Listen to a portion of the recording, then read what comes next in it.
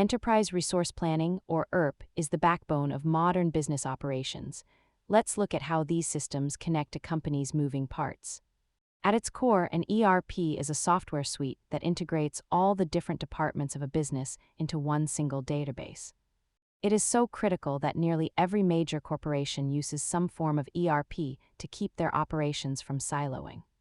Instead of having separate software for accounting, HR, and sales, an ERP brings these functions together so everyone sees the same information.